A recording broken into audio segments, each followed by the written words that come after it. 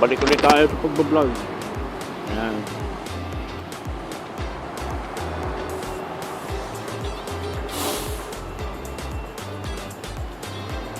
So, andito na tayo ngayon sa Katipunan ba o Kalayaan? Alam ko Katipunan eh. Yan. Ito ay sakop na ng Marikina o alam mo, sakop pa ng Quezon City ito. Ano may boundary dito na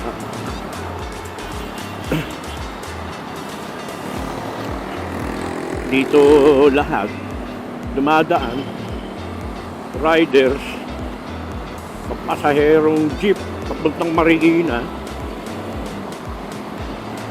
Ayan. Hindi naman gumanda-ganda panahon ngayon. Ang alam ko kasi tag-ulan eh.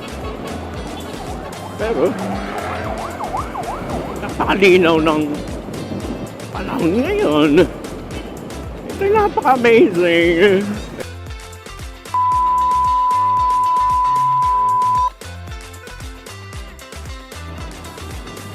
So, itong intersection na ito, kapag nakita mo ito na yung Bukana, no? Bukana nung Katipunan nga. Ito yung Katipunan Avenue. Ayan. Interchange. Ayan, no? Nakikita niyo naman. Kailangan ko bang i-memorize yan? Nakikita niyo naman, di ba? Ayon pa kay Annabel Rama. Ayun, nakikita niyo naman, di ba? Aurora Boulevard, Katipunan Avenue. Ayun, nakikita niyo naman. Ayan. So, andito tayo. Ayan. So, dito magsisimula yung biyahe. Mahahati rito kung saan ka papunta. Papunta ka bang Marikina, lungsod ng Marikina, o padiretso ka na papuntang Taytay. Yan. Ito na yun. So, yan. Let's go. Yeah. Iyon.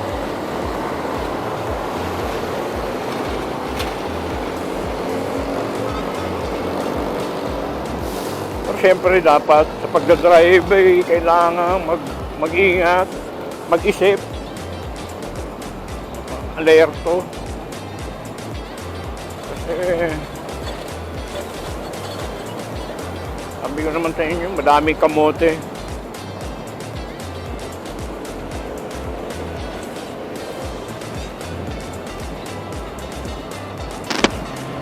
Kamote is everywhere. Kamote. O yan, kagaya niyan.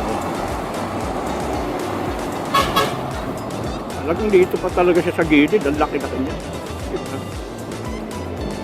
Hindi malaman kung saan siya, kung saan lane siya pupwede.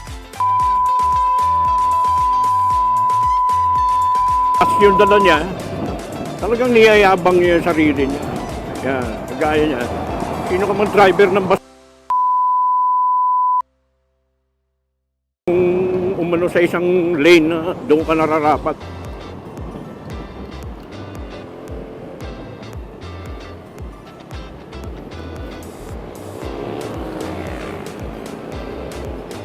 Isa sa mga dapat yung ingatan dito.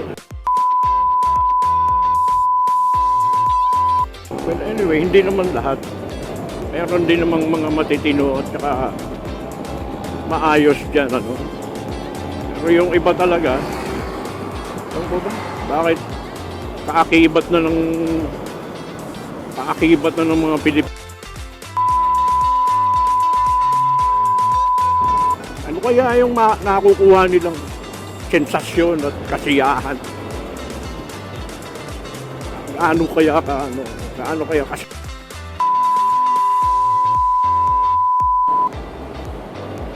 nagyabang ka ng mga bagay na hindi mo naman ginagawa. mo lang magpasikat. Sa pagdadrive. Pero inuulit ko po hindi po lahat. Marami po dyan ng mga matitinuri. Sabihin na natin 80-20. 80% pa yung mga matitino. 20% yung meron yun. Ganyan yung ratio niya.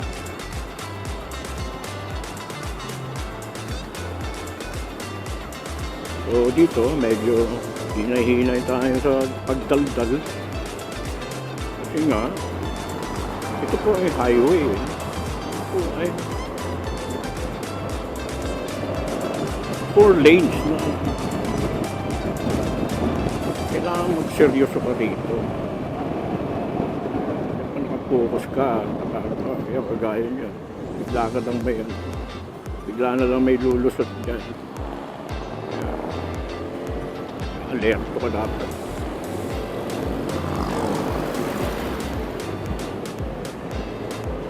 Alert dapat.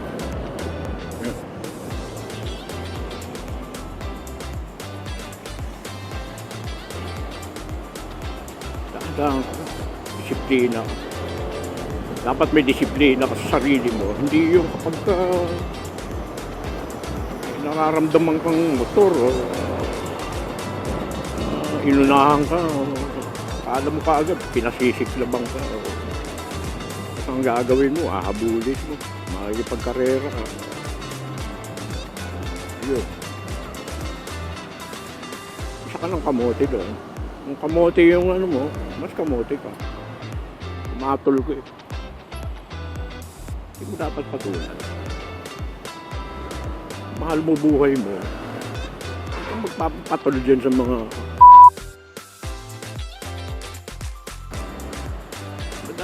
madaming ganyan, di yan mauubos eh. Kailangan mo, isang sakong pasensya sa daan. So eto na. Ano tayo? Napakaganda ng panahon, napakaganda ng Predcon R3 video camera, napakaganda ng kuha. Ano pa?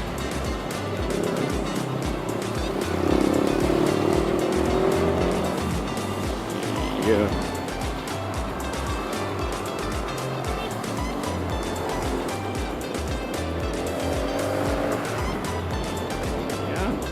Kaya nito, sa sitwasyon ganito, nasa highway ka, maraming mabagal, maraming mabilis. Okay lang, tansyahin yung ano. Tansyado ka dapat. Kalkulado.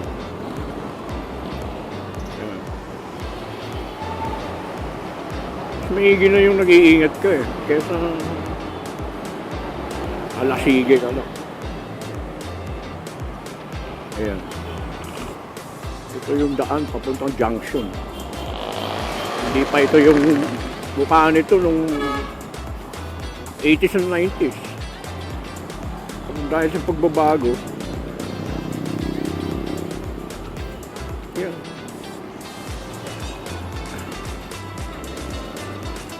Tapos nagugutom na ako. Sige, hanap tayo ng parisan. Yan! Yan! Paris! Oh, ang sarap ng Paris. Oh yeah! Alright, yeah! Yeah, mga kaibigan! Hanap tayo ng Paris. Timusan natin yung mga binibidang Paris dito sa lugar na ito. Okay. Papatawa lang po. Ayan po. Ayan. Hindi po ba? Napakahaba ng daan na ito.